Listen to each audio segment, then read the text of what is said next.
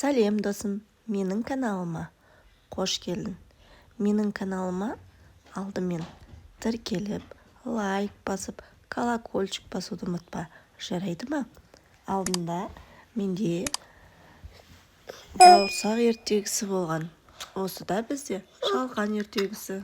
Ертеде ешкі жүні бөртеде, баяғыда бір шал мен кемпір болыпты.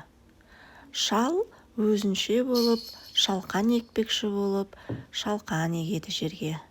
Шалқанды соншалықты күтім жасағандықтан шалқан үлкен болып өседі. Сол үлкен шалқанға риза болған шал шалқанды ұстап, ары-бері жұлқып тартып жөнеді. Ары тартады, бері тартады, жаңағы шалқанды жұла алмайды. Одан соң ол өзінің кемпірін шақырады.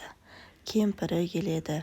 Кемпір шалдан, шал шалқаннан ұстап, ары тартады, бері тартады, тағы да тарта алмай қалады. Содан кейін кемпір өзінің немересін шақырады. Немересі келеді. Немересі апасынан, апасы атасынан, атасы жаңағы шалғаннан ұстап, ары тартады, бері тартады, жұла алмайды. Сол кезде немересі итті шақырады. Ит келеді.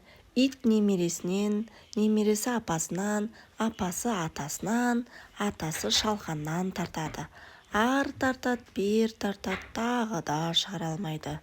Ит мысықты шақырады.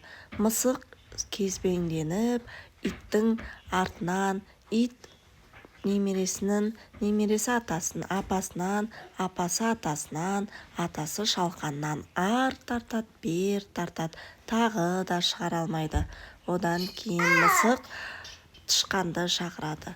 Тышқан мысықтан, мысық иттен, ит немересінен, немересі апасынан, апасы атасынан, атасы шалқаннан ұстайды. Ары тартады, бер тартады, жаңағы шалқанды жұла алмай әлек болады. Бір кезде тышқан қатты жұлып тартып қалса, жаңағы шалқан жұлынады. Сөйтіп бәрі мәз-мейрам болып қуанады. Менің каналыма тіркелуді ұмытпа досым. Қызық болса, лайк басып, комментария жазуды ұмытпа. Сау болыңдар.